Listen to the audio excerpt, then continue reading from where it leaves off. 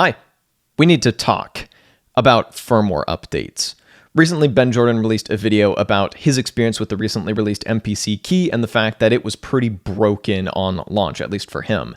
And also mentioned that this seems to kind of be Akai's MO of release a product that is really not ready and then slowly patch all of its jank via firmware updates. And then eventually it will be a good, stable product. We've seen this before. We saw this with the Akai Force.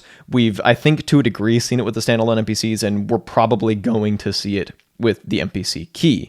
But this goes way beyond Akai and got me thinking in general about how we as the music gear buying public interact with firmware updates, and I want to set some kind of ground rules for how I think we should approach buying gear based on firmware updates. And also just pontificate in general about like the value of firmware updates. So here's the big thing that I want you to take away from this video. If you take away nothing else, here's the kind of rule that I want to encourage you to set for yourself. Do not buy a piece of gear based on future, maybe, or even promised firmware updates. If the gear is bad now, do not buy it. If the gear is good now, and you like the way that it is now, and if it never got another update, or never got an update at all, you would like it for what it is right now, then buy it. Even if the manufacturer has a history of doing firmware updates, or even if they've even said they're going to do firmware updates, plans can change, stuff can fall through, companies can kind of break patterns that they've established. I'll get to examples of that in a second. If a piece of gear is broken in a way that you cannot put up with right now, or is just limited in a way that you don't like, don't buy it. Full stop. Never buy gear based on future firmware updates, either theoretical or concrete.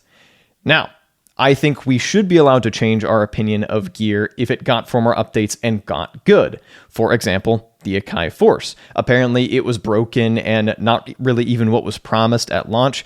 And then over time, Akai made it really freaking good. And like for me, I had my first experience with it after it had received a bunch of firmware updates. And so my initial experience with it was really good. And in its current state right now in the year of our Lord 2022, this is being filmed in August, I would be happy to recommend it. Or say the original Novation Circuit. When it got dropped, it was pretty damn limited. And then over time, Novation kind of blew our minds by updating it a ton. And it became a really easy recommendation to make because it got really good. But talking about companies having patterns of releasing firmware updates and then breaking that pattern, let's talk about the Circuit Tracks and Circuit Rhythm. Novation, even though they released a ton of pretty amazing firmware updates for the original Novation Circuit, they haven't released really any major firmware updates for either the Rhythm or the Tracks. And I kind of don't see that changing. Like, they haven't told me anything. I don't know anything about that kind of stuff. But it seems like they basically took a bunch of the firmware updates that were in the original Novation Circuit and kind of baked them more into the hardware, and that was the Tracks. And it doesn't seem like there's a whole lot else they want to do to improve it. I've seen some people saying, well, maybe you should buy one, and maybe eventually they'll add chromatic sample playing to the Tracks. To me, that seems unlikely. It seems like they want the products to be separate. So for me, I still like the products and still recommend them for what they are. But of course, those are major deal breakers for some people. And so once again, if you don't like the limitations of the current Novation circuits, don't buy them. Just wait until they get updated. If you're hoping they'll get updated, just wait until that happens and then buy them. And then if they don't, well, you didn't waste your money or waste time getting your hopes up.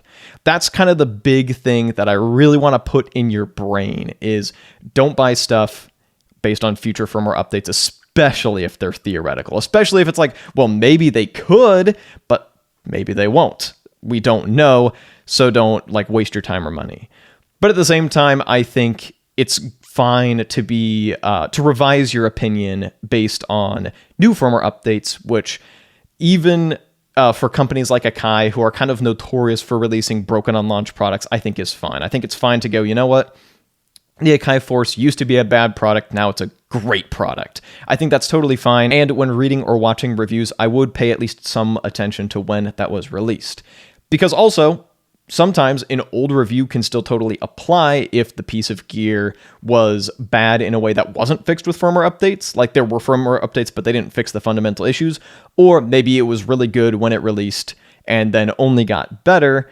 Then a good review of an updated device still applies. For example, recently I did a review of the Dirty Wave Mate, which is a small handheld device that I really like. I am notorious for letting things fall through the cracks and for not paying attention to my surroundings if I get like really fixated on a project. So I just missed like a ton of firmware updates, and I really wish I hadn't. That was really stupid of me. I should have at least just double checked. Like I even downloaded the freaking manual to fact check all the technical stuff and didn't think to check for firmware updates. And so fortunately, that review was mostly very positive, and so regardless of firmware updates, most of it still applies. And I did make a comment about the battery, which has been patched in a firmware update. Once again, really wish I hadn't made it. Like I qualified it. I said this could be user error. Turns out it was. But that good review, the positivity of it still applies because it was good then, it's only gotten better. Or another kind of example is when Akai released the paid DLC plugins for the standalone MPCs. Some people are saying, like, how dare they release paid plugins that you need in order to make the device work? Guys, the device was good before that paid plugin package came out. It was good then, and it continues to be just as good now if you never pay for those plugins. You can just ignore them and have the exact same experience you had before with the good device that you had before. Also, let's talk about bugs, because the latest MPC update has introduced some major ones, and I think they've been patching their way through it now, but by and large, I would advise you to wait a week before updating to a new firmware, because even the best manufacturers probably can't catch everything. Even if they have beta testers who are really on their game, they might not catch everything because it's just hard to predict how stuff interacts. So I would wait, if I were a regular user, to upgrade to a new firmware, maybe a week or two, until you've kind of confirmed that it's stable and that it won't break any of the important functions that you rely on. My case is a little different because I do review content, and so I'm kind of testing it in front of an audience so you don't have to. But even then, once again, I am a busy guy with a regular day job, so I can't always try stuff on launch. It's just not a thing I have space in my life for. I do this on the side. I get to stuff when I can be. Please be patient with me. Regardless, that's a tangent. This leads to the final thing that I want to get to, which is my quandary as a reviewer in terms of praising firmware updates. Because on one hand, I want to encourage companies to support their devices long after release. I think that is a unilateral good thing. I would love to see them support them, make them even better. I think that's great, and companies that go above and beyond in that department, like more than they promised and more than they needed to, I think that's great and should be encouraged and praised and celebrated. However, what I don't want to encourage is the No Man's Sky effect, or the Cyberpunk 2077 effect, where a company releases a just broken ass product and then slowly fixes it over time as people like struggle with it.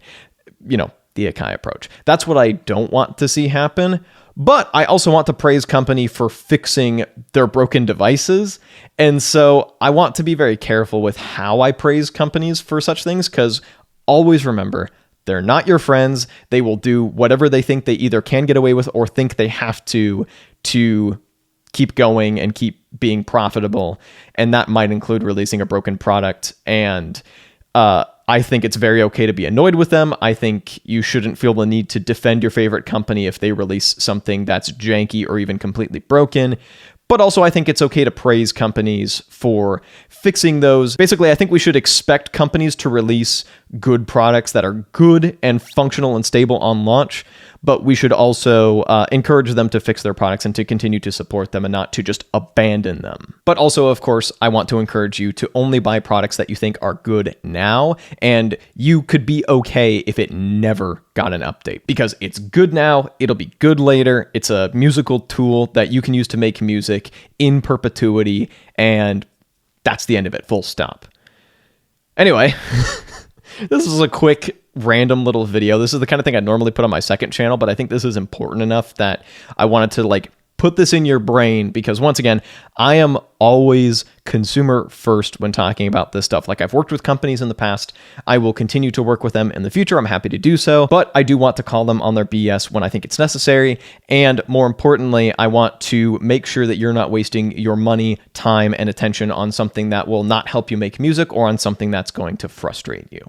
Anyway, thank you so much for watching. If you'd like to see some more kind of ranty stuff, you can click or tap up over here, and I'll be back with a new, more polished video in a little bit.